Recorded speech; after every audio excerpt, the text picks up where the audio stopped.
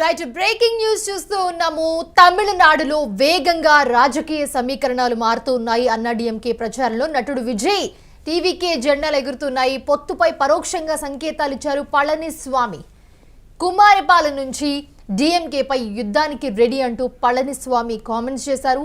TVK జెండాలను చూపిస్తూ గెలుపు మనదే అన్నారు పళనిస్వామి. ఊహించని విధంగా గెలుపు ఉంటుందన్నారు పళనిస్వామి. అన్నాడీఎంకే విజయ్ టీవీకే పొత్తుపై జోరుగా ప్రచారం జరుగుతోంది. ఇదే అంశానికి సంబంధించి మరిన్ని అప్డేట్స్ అందించడానికి మా ప్రతినిధి వెంకట్ అందుబాటులో ఉన్నారు. వెంకట్, తలపతి విజయ్ చాలా క్లారిటీగా చెప్పారు, మేము పొత్తులు పెట్టుకోము అని చెప్పి. బట్ ఇప్పుడు చూస్తే కనుక పళనిస్వామి ఏదైతే ఒక సభ జరిగిందో దాంట్లో టీవీకే జెండాలు కనిపిస్తున్నాయి. అంటే ఇంకా బహిరంగంగా చెప్పలేదు, బట్ పొత్తుకి రెడీ అవుతున్నట్లే అనుకోవచ్చా ఈ వ్యవహార శైలి చూస్తూ ఉంటే వీళ్ళది? ఎస్ మౌనిషా, గత కొన్నాళ్ళుగా కూడా అన్నాడీఎంకే విజయ్ తో పొత్తు పెట్టుకునేందుకు, విజయ్ నేతృత్వంలోని టీవీకేతో పొత్తు పెట్టుకునేందుకు తీవ్ర స్థాయిలో ప్రయత్నాలు చేస్తూ వస్తుంది. ఈ నేపథ్యంలోనే ఇటీవల చోటు చేసుకున్నటువంటి పరిణామాలు అన్నాడీఎంకే కలిసి వచ్చాయని చెప్పాలి. ముఖ్యంగా కరూర్ వ్యవహారంలో, కరూర్ తొక్కిసలాట ఘటన తర్వాత రాజకీయ పరిణామాలు తమిళనాడు వేగంగా మారాయని అనేది స్పష్టంగా అర్థమవుతుంది. అటు విజయ్ ని డిఎంకే టార్గెట్ చేయడం, ఈ క్రమంలో ఇది ప్రభుత్వ వైఫల్యమే అంటూ అన్నాడీఎంకే కూడా టార్గెట్ చేస్తూ విజయ్ కి మద్దతుగా మాట్లాడటం. ఇదే సమయంలో మాజీ ముఖ్యమంత్రి పళనిస్వామి ఎవరైతే ఉన్నారో ఆయన విజయ్ కి స్వయంగా ఫోన్ చేసి కరూరు ఘటనపై సంతాపం వ్యక్తం చేయడమే కాకుండా, మీకు మేము అండగా ఉంటాము, ఈ విషయంలో అంటే అధికార పార్టీని ఎదుర్కోవడానికి మనం కలిసి ముందుకు వెళదాం అంటూ కూడా కోరటం జరిగింది. దీనికి విజయ్ కూడా సానుకూలంగానే స్పందించినట్లుగా కూడా తెలుస్తుంది.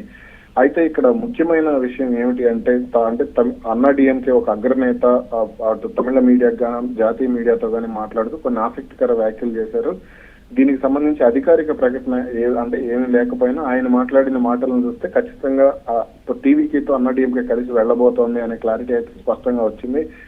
విజయ్ నేతృత్వంలోని టీవీకేకు క్షేత్రస్థాయిలో ఎటువంటి బలం లేదు, తమతో పొత్తు పెట్టుకుంటే కనుక క్షేత్రస్థాయిలో ఎదురయ్యేటువంటి సమస్యలను, అదేవిధంగా సంస్థాగతంగా ఎన్నికల సమయంలో లేదంటే బూత్ లెవెల్లో వచ్చే సమస్యలను తాము పరిష్కరించేందుకు సిద్ధంగా ఉన్నాము, తమ పార్టీకి క్షేత్రస్థాయిలో బలం ఉంది కాబట్టి తమతో కలిసి ముందుకు వెళ్తే బాగుంటుందనే అభిప్రాయాన్ని కూడా విజయ్ ముందు పళనిస్వామి వ్యక్తం చేసినట్టుగా కూడా తెలుస్తుంది. దీనికి విజయ్ కూడా అంతే సానుకూలంగా కూడా స్పందించారు.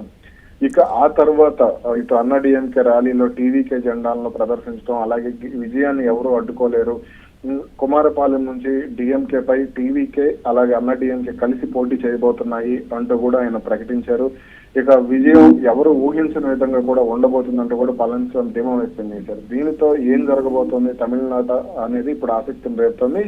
అయితే విజయ్ మాత్రం ఒక మదురైలో నిర్వహించినటువంటి బహిరంగ సభలో తాను ఎవరితోనూ పొత్తు పెట్టుకునేది లేదు, ఖచ్చితంగా స్వతంత్రంగానే పోటీ చేస్తాను, డిఎంకేని ఓడిస్తాను, అధికారంలోకి వస్తామంటూ కూడా ధీమా వ్యక్తం చేసిన పరిస్థితి. కానీ ఇటువంటి పరిస్థితుల్లో ఈ పరిణామం అనేది ఖచ్చితంగా ఆశ్చర్యకరంగా చెప్పుకోవాలి. అటు బీజేపీతో కూడా అన్నాడీఎంకే కలిసే ఉంది.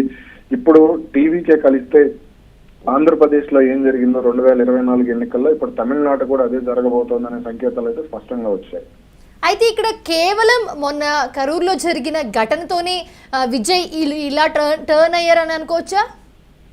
ఎస్, ఖచ్చితంగా నా అభిప్రాయం అదే, అలాగే రాజకీయ పరిశీలకులు కూడా అదే అభిప్రాయం వ్యక్తం చేస్తున్నారు. ఎందుకంటే కరూర్ ఘటనకు సంబంధించి విజయ్ ని డిఎంకే ఎక్కువగా టార్గెట్ చేసే ప్రయత్నం చేస్తోంది, అలాగే తమిళ ప్రజల్లో దోషిగా చూపించే ప్రయత్నం చేస్తోంది అనే వ్యాఖ్యలు అయితే ఎక్కువగా కనబడుతున్నాయి. సోషల్ మీడియాలో కూడా విజయ్ ని డిఎంకే కంటే 10 రెట్లు ప్రమాదకరమైన ఆనంద్ అనే వ్యక్తి పోస్ట్ చేయడానికి కూడా మనం ఒకసారి మాట్లాడుకున్నాం. ఆ తర్వాత నుంచి కూడా అంటే ఆ కరూరు ఘటన వెనుక రాజకీయ వ్యూహాలు ఉన్నాయి, కావాలనే దీని కుట్రకోణం ఉంది, అందుకే ఆ ఘటనకు విజయ్ బాధ్యత వహించాలి. ఆ రోజు ఆయన వచ్చిన సమయం 3:30కు వస్తామని చెప్పి 4:30 అని చెప్పి తర్వాత 7:30కి రావటం, అలాగే జన సమీకరణకు 10,000 మంది మాత్రమే వస్తారని పర్మిషన్ తీసుకోవడం, ఇవన్నీ కూడా విజయ్ ని డిఎంకే అలాగే అటు పోలీస్ వర్గాలు కూడా టార్గెట్ చేయడానికి వేదికగా మారాయి. ఈ సమయంలో అన్నాడీఎంకే మాజీ ముఖ్యమంత్రి పళనిస్వామి ఆయన సభలకు కూడా జనం భారీగా వస్తున్నారు. ఈ సమయంలో ఖచ్చితంగా టీవీకేతో కలిసి వెళితే మంచి ఫలితం ఉంటుంది అనేది పళనిస్వామితో పాటుగా అటు బీజేపీ కూడా, తమిళనాడు బీజేపీ కూడా అంచనాలు వేసుకున్నట్టుగానే తెలుస్తుంది. ఈ నేపథ్యంలోనే ఈ పొత్తుకు సంబంధించి విజయ్ను ఒప్పించినట్లుగా కూడా సమాచారం వస్తుంది.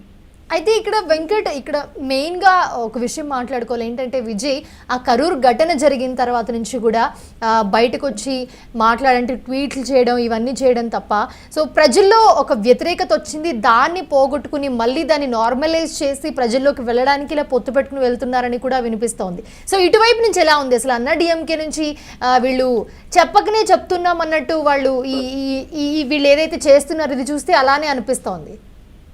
అవును, వాస్తవానికి అటువంటి ఘటనలు జరిగినప్పుడు అది చాలా పెద్ద ఘటన. 40 మంది ప్రాణాలు కోల్పోవడం అనేది చిన్న ఘటన కాదు. కాబట్టి ఆ ఘటన విషయంలో విజయ్ ఖచ్చితంగా ఒత్తిడిలోనే ఉంటాడు. ఇప్పుడు ఏ స్టెప్ తీసుకున్నా లేదా ఏ చిన్న ఘటన జరిగినా సరే అది ఖచ్చితంగా విజయ్ రాజకీయ భవిష్యత్తుపై ప్రమాదం పడే అవకాశం ఉంటుంది. అలాగే ప్రజల్లోకి వెళ్లే సమయంలో తనకు మద్దతు కూడా కావాల్సి ఉంటుంది. ఎందుకంటే ఇప్పుడు విజయ్ పార్టీలో సొంతగా అంటే విజయ్ లేకుండా ఉదాహరణకు మనం జనసేన పార్టీ తీసుకుంటే పవన్ కళ్యాణ్ మాత్రమే జనసేనలో పవర్ హౌస్. అలాగే విజయ్ పార్టీలో టీవీకేలో విజయ్ మాత్రమే పవర్ హౌస్. కాబట్టి ఈ విషయంలో విజయ్ కి మరో పార్టీ అండ అనేది చాలా అవసరం. అలాగే తెలుగుదేశం పార్టీ అలాగే బీజేపీ అండ ఎలాగైతే అప్పుడు పవన్ కళ్యాణ్ కి కొన్ని సందర్భాల్లో కలిసి వచ్చిందో ఇప్పుడు విజయ్ కి కూడా అన్నా డిఎంకే అలాగే బీజేపీ అండ అనేది చాలా అత్యంత కీలకంగా మారుతుంది. ఈ సమయంలో విజయ్ ఖచ్చితంగా ఒత్తిడిలోనే ఉంటాడు. ఇప్పుడు ఏం చేసినా సరే, ఎటువంటి చిన్న ఘటన జరిగినా తాను బయటకు వచ్చినా సరే అనవసరంగా రాజకీయ భవిష్యత్తు లేకపోవడమే కాకుండా ప్రజల్లో కూడా ఒక వ్యతిరేకతను మూటగట్టుకున్న పరిస్థితి కూడా ఉంటుంది. కాబట్టి విజయ్ చాకచక్యంగా వ్యవహరించడం, సొంతగా పోటీ చేసే ఆలోచన విరమించుకుని ఇప్పుడు పొత్తు తీసిగా అడుగులు వేయడం అనేది జరుగుతుంది. అయితే అన్నా డిఎంకే నుంచి వస్తున్న సమాచారం ప్రకారం 2026 ఎన్నికల తర్వాతనే 2026 సంక్రాంతి తర్వాతనే పొత్తు పెట్టుకునే ఆలోచన ఉంది. దానిపై అధికారిక ప్రకటన వచ్చే అవకాశం ఉంది. ఈలోపు సీట్ల సర్దుబాటు, అదేవిధంగా ఎవరెవరు ఎక్కడ పోటీ చేయాలి, అదేవిధంగా పదవులు ఏంటి, ఒకవేళ అధికారంలోకి వస్తే పదవులు ఏంటి, ఇవన్నిటికి కూడా ముందే క్లారిటీ తెచ్చుకోవాల్సిన అవసరం ఉంది. కాబట్టి దీనికి సంబంధించి విజయ్ త్వరలోనే అంటే మరో నెల రోజుల తర్వాత దీపావళి తర్వాత ఏదైనా బయటకు వచ్చే అవకాశాలు అయితే ఉండవచ్చు. Right. Thanks for the updates Venkat. చూస్తూ ఉన్నాము అన్నా డిఎంకే విజయ్ టీవీకే పొత్తుపై జోరుగా ప్రచారం జరుగుతోంది. దీనికి చాలా వరకునే ఓపెన్గానే హింసిస్తూ ఉన్నారు పళనిస్వామి. ఊహించిన విధంగా గెలుపు ఉంటుందంటున్నారు పళనిస్వామి.